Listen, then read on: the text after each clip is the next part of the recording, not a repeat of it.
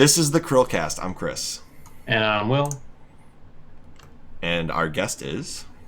I'm Hay with AllThatFilm. A little bit different because I talk movies, not video games.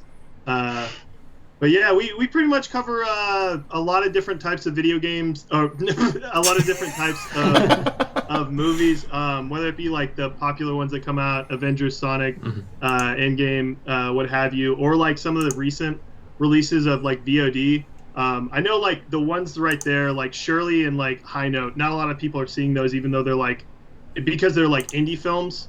But like we like to cover basically everything we can. So there's probably going to be something for anybody there, similar to y'all guys, how you're covering so many video games. And if you're ever curious about whether you should go see Artemis Fowl, I did watch that video. I will not be watching that movie. Yeah, that's a big miss, man. I think I read. I didn't like the books either. I think I read the book that this film is based upon. And when I heard they were making the movie in the first place, I was like, "Oh, that's a mistake." Like, I don't think that book lends itself well to a movie or anything really. It's okay. Yeah, not to sizzle like too much, but people are comparing that, or people are putting it up with the Avatar remake as like levels of bad. Oh wow. Okay. So, well, you took a mediocre book and you made a worse movie. So I don't know. Yep. Okay. Maybe it's up there with Aragon. They had really fun covers though. I remember them being very colorful. Oh yeah, they were like, sure. That was what attracted me, was the cover. Like when people say exactly the cover doesn't matter, like, it totally does. Interesting premise, but I remember like the first chapter is like he captures an elf or a fairy or something and tortures it, and I'm like, no, I'm out. Anyways, go to youtube.com/AllThatFilm. All That Film. Go check his channel out. Subscribe. Give him some viewers, some watch time, and stick around because he covers a lot of films. Our first quick topic today: in the absence of real life sports and fantasy sports, because fantasy sports require real life sports, there are now fantasy leagues being pushed in Vegas for bets on fantasy stats and gaming. I just want to let you guys have that sink in. People are betting on Ninja and Fortnite. Like, what kind of world are we living in? People bet on everything. I'm sure it was already happening. Probably, but not to the degree it is now. Like the hardcore gamblers are now like, we need something. Yeah, they need. I know. Horse racing is still like one of the few things going on. Oh yeah. But yeah, this one's a little bit weird to me, just because I think there has to be in 5 years, like within 5 years, there's going to be some controversy of some semi-famous gamer that's like, oh, place a huge bet and I'm going to throw like a Rocket League game or whatever. Probably. Or how easily can you hack these games? Because I mean, you could throw the whole game. Oh yeah, that's a good point. Yeah, we'll have to see. The second quick topic is something that Will and I will both be interested in. Darth Malik and Darth Revan are getting Funko Pops. Like... Funko Pops. That usually means something's on the horizon, right? Do you think this is giving more credibility to a KOTOR remake, or no? I want to be excited about this, but they also released a Funko Pop for Master Chief with a sword like 3 years ago, and I got so pumped for it because I thought that was going to coincide with the gameplay reveal and actually like reveal of Halo Infinite. Nothing. Well, there are Mega Blocks coming out for Halo Infinite. The leaks are happening. Hidden Experience that's the only way we can get information. I think it's just a marketing campaign for Mega Bloks. There is no game. Halo Infinite's coming, Will. Come on, man. No, it's just Mega Bloks. Do you have anything on that, Hey? Yeah, I'm not as like interested in Funko. I feel like this is a little bit of like a turn in, oh yeah, that might happen. But I mean, Funko also like makes a pop for like everything. Like I remember when people said like, I think it was like Evil BB-8. They're like, oh, this is gonna be a huge character in Last Jedi, and he just appeared for like a second. We might be a little into KOTOR. We have like 4 videos on it. 5. Let's see, 5 total on KOTOR. So we might be a little into KOTOR. We're excited about anything that might hint at it, but also cautious because EA has screwed up plenty of franchises. Oh, for sure, yeah.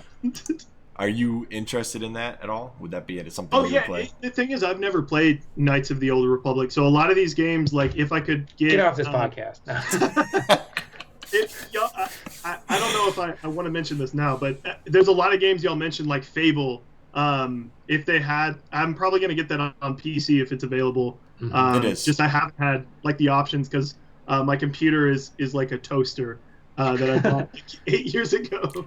Fable will run on an old PC because Fable was made on what, XP? Yeah, maybe Windows 2003. Yeah, it's definitely a legacy game at this point. For sure. And then, so on to our main topic. Markiplier and Jacksepticeye, two well-known people in the gaming industry, founded a clothing company called Cloak in 2018 with a guy named Ben Curtis, which means nothing to me, but it might mean something to somebody who knows stuff about clothes. I'm not really that guy. Since founding, the brand has released a lot of clothing with tons of different styles, limited edition branding. I've seen all kinds of crazy stuff come out of these guys' ideas. And really the biggest criticism I've seen from even PewDiePie talked about it. So when their friends talking about it, it's getting bigger. The pricing. A lot of people are like, well, this pricing's a little high. But the clothing quality is really what, and I trust most of what PewDiePie says when he talks about those kinds of things. Not everything he says, that wide array of things, but when he's talking about business, I usually trust his ideas on that. And he said essentially the clothing they're sourcing it from is a little higher quality. So you're going to have a little higher pricing in association with that. And because they were marketing it as a gamers thing, it's like, well, gamers aren't really the people buying things with the highest budget necessarily. So that was maybe a miss on their part by picking this higher quality clothing that would be a little more prohibitive on pricing. But other than that, the business itself has definitely sustained itself because it still exists. And they've partnered with Minecraft, of all places, of all things, Microsoft and Minecraft. And since it was originally founded, it's grown by 750% with a 3,900% increase from May 2019 to May 2020. All right. So what we want to discuss today is the fact that gaming made Markiplier and Jacksepticeye famous. Yep.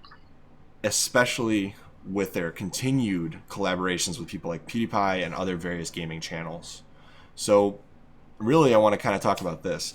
YouTube has made these guys famous, but money-wise, they've made money from outside ventures like Cloak. What do you guys think about that, with creators having this ability to expand their business far beyond creative content on YouTube? I mean, this is like every celebrity or sports star. I mean, they've all done the same thing. They get famous through their the medium originally. So, like, you become an actor or you become a football player, and then as soon as you get notoriety, you launch your own brand, and everyone wants to buy it because it has your name attached to it. And I think it's the same situation here. People have grown to recognize these guys, and they're influencers at the end of the day, and they've influenced people to buy stuff that their name's on. So it's brilliant. You're right about that.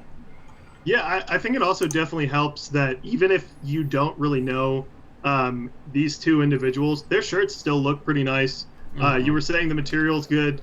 I do wonder if a little bit of the thinking that's going into it is like a lot of kids are playing Minecraft. I mean, at this point, like, everybody's played Minecraft, like, all ages, but like the majority of Minecraft players are from a younger audience. So they're going to be like, Mom, buy this hoodie for me. And it's not really going to matter as much, the price, if that makes sense. If the parents have a decent income, yeah, you're totally right about that. And kids aren't going to know at the end of the day what something costs. Yep. I really didn't know what things cost when I was growing up. And eventually, if this brand is successful enough, people will just know the brand and not them anymore. That's true. What I was wondering too. Yeah. At the end of the day, that would be better to have brand recognition, not because of who you are, but because of the brand. Yep.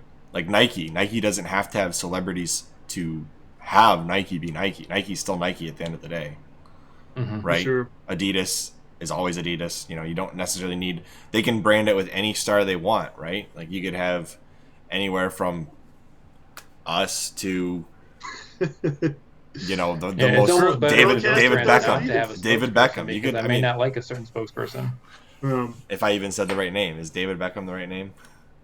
I think he is with Adidas, but definitely don't quote me on it. I don't know. I could be way off. I was gonna throw out. Do y'all know anything about like Ninja starting a clothing brand? I actually didn't. I'm happy to have you fill me in. No. I was wondering because if I'm Ninja and I see this, I am working with my team to make like a clothing Fortnite brand immediately. Mhm. I'm sure he's got branding deals with probably even Fortnite. I would bet he's got a branding deal with. Let's see, Yeah. Ninja clothing. I'm sure he does. I mean, we even have. That's clothing. gonna not come up what you want. Oh, you're right. You're right. Chris knows what he's going for Halloween. Yeah. Ninja. I'm gonna say Ninja Fortnite. We'll just do that. Official Team Ninja. There you go. Yeah, there's official Hot Topic. He's got Hot Topic. Okay, so he's Ooh, got. very Okay. nice. Very He's got his own nice. thing. Yeah, Right 4 next shirts. to the Oh, My dang. Chemical Romance shirts. Look at that.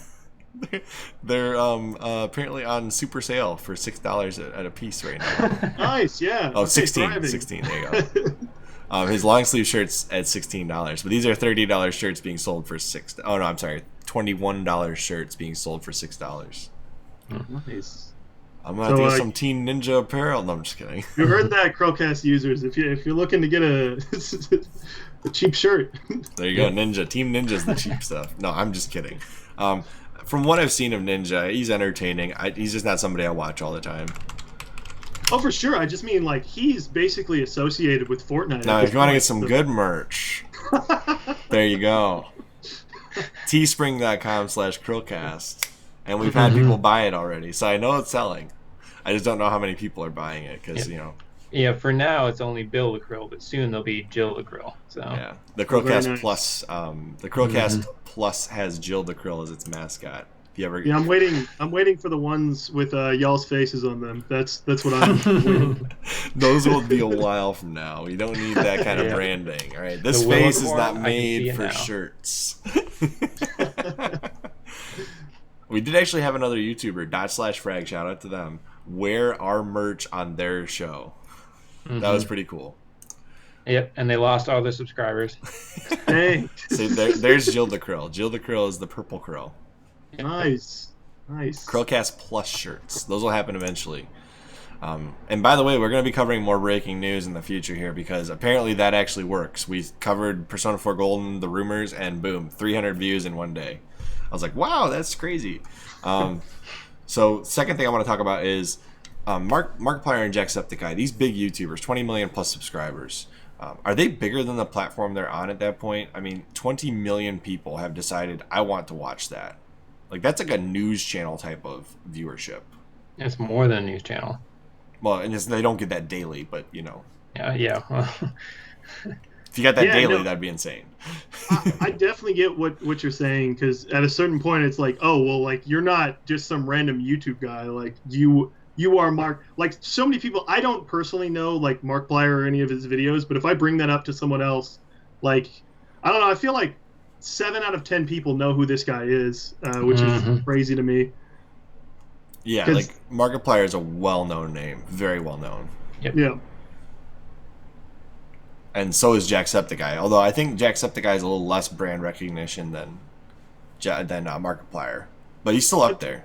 Mark is regarded as like one of the like founding fathers of YouTube, so I definitely think he gets a lot of goodwill from that. I mean, goodwill only takes you so far. You can see just from the amount of controversies that other big YouTubers have had that have been around as long as Markiplier, but he just seems very authentic and genuine as a YouTuber. And eventually we'll probably have to cover him now that I've talked about him this much. But I guess more of my question is, can YouTube shut down a star that's gotten this to this point? I mean, it's a bad example, but if you look at like Alex Jones, his following followed him to his own website because it was that big. I'm not saying we should ever support somebody like him. I'm not saying he's even like the best content creator, but his following was so big he escaped the platform even after getting banned and retained his viewership. Are these guys the type that would be able to retain it going somewhere else?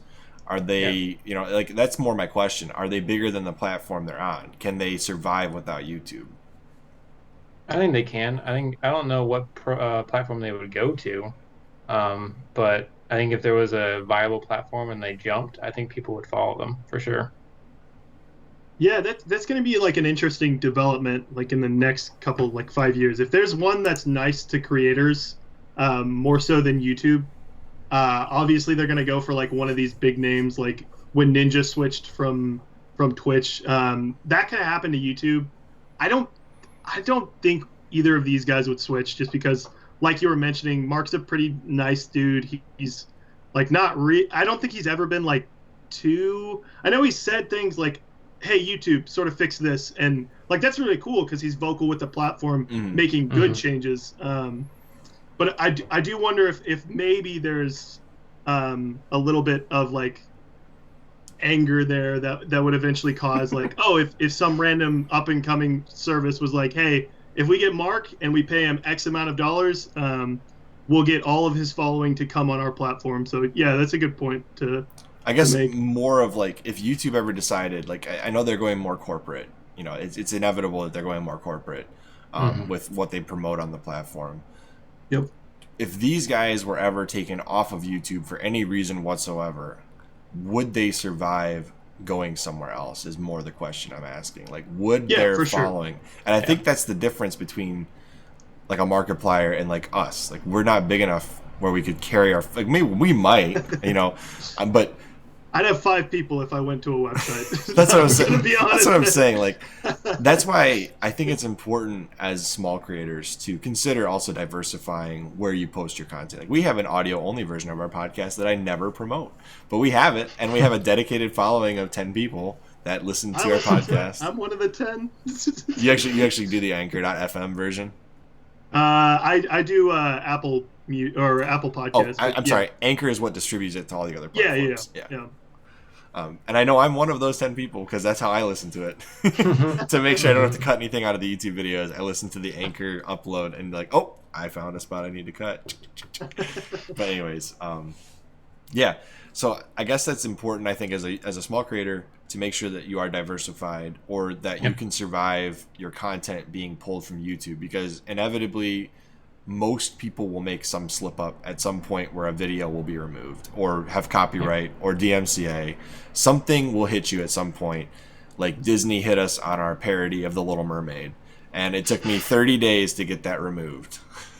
But we won. It's a parody. It's protected by fair use. But if we had put up multiple parodies, who knows? I don't know. Well, yeah, just a little bit, like, because I'm still like we're at like 1.2 subs, so we're by no means out of the small YouTuber label yet.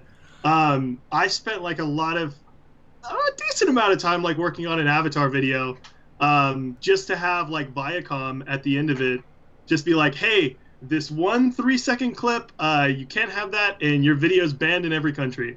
And I was like, what do I do? And like I made changes to it, I re-edited it multiple times, and then they tricked me because they were like, nope, your video is good, it's all clear. And then as soon as I uploaded it, within 2 days, they were like, haha, we got you again. So oh my gosh.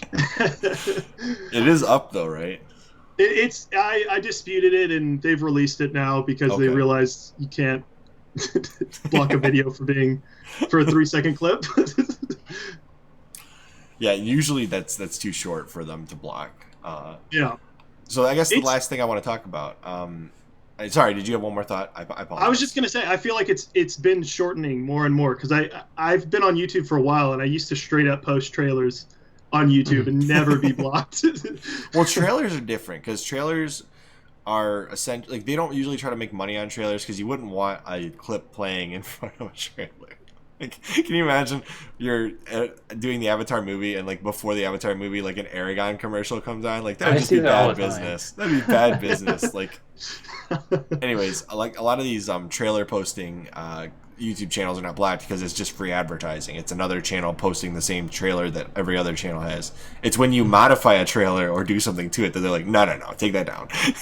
Like, we can't have this. You can't have Yoda talking during a Harry Potter video. It's just, we can't have this, okay? No, but yeah, I've seen tons of that. Like Adam Corlick used to put those up all the time because he's actually a film major, was his original major. So he's an interesting guy in general because he went from being a film major to doing video game content all the time. It's like, how did that happen? So I guess the last question I have is, do these avenues where you can build a clothing brand from your marketability, is this something that anybody can do at this point in time, or is this market so saturated with people like Markiplier, Jacksepticeye, PewDiePie, you know, and any Installation 00 has its own clothing line. Go check that out. It's actually pretty cool. But is this market too saturated, or can you still, as a genuine content creator, still make it that way? What do you guys think? Yeah, you definitely can still make it that way. I mean, I think about every freaking sports star has one. There's always a new sports star, and they're always making new clothing lines. It's the same thing with every actress has a nail polish or perfume. And so if it was going to saturate in that, or if it didn't saturate in that market, it has not saturated for YouTube yet.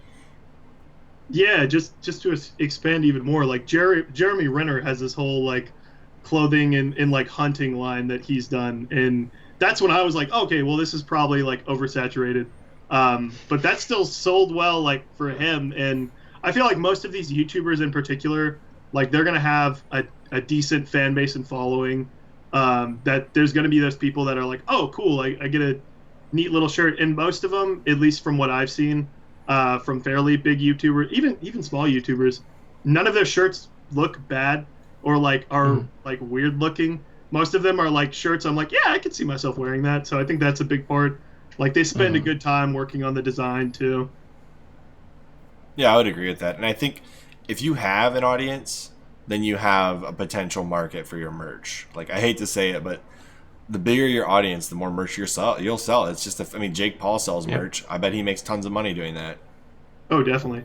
He's got a shirt called or a shirt. What was it? Like Swagmas or something, or Blitzmas or something, where he's literally just a Christmas video of him promoting his clothing line. I'm like, this shouldn't even be allowed. Like he's got advertising in it. It's like. Yep. So he's making money like 4 times over, but I'm like, all right, dude knows business. He's doing it, whatever. You know, if people are going to watch his content, then obviously there's a market for it. For sure. I think the Cloak clothing line looks pretty good. I don't know if did I actually show it on here? The Minecraft shirt, the logo for their Minecraft shirt is actually in the thumbnail here. Hopefully that doesn't hurt us somehow. But it's actually pretty good looking stuff, and the fact that they got Minecraft is huge. I know they play Minecraft consistently on their channels, at least they used to, and I think it's good looking clothing personally. Here it is, and the fact that they made this happen means they're business savvy people, so they're just successful at everything they do, I guess. Like, I guess that's the best thing I can say. You guys have anything you want to add in conclusion to this video? I was just gonna add one little thing. I feel like the branding clothing wise has been an avenue that's already like been sort of set up for this to happen. Whereas I'm wondering if like a YouTuber will like make their own like line of whiskey or something like that. If we'll see like something strange that like ends up being super successful, or if like someone makes their own, I don't even know, like camping equipment or whatever. The Soldier game console. Soldier Boy. Exactly. The best game console there is. The dumpster fire that is the Soldier Boy game console. Still the most popular video on Spawnway's channel. 2.5 million views. We're not gonna get into that. That was a dumpster fire. But yeah, you're right. I'm curious. What's the weirdest thing somebody's gonna brand with other than, you know, Belle Delphine bathwater? Oh, don't bring that up either. Gosh. Demonetized. Okay. Do you have anything else, Will? No. Final thoughts? I think we've covered it. Okay. Well, as always, I'm Chris. And I'm Will. And I'm Hay with All That Film. And we will see you on the next CHRILLCAST. Bye, guys.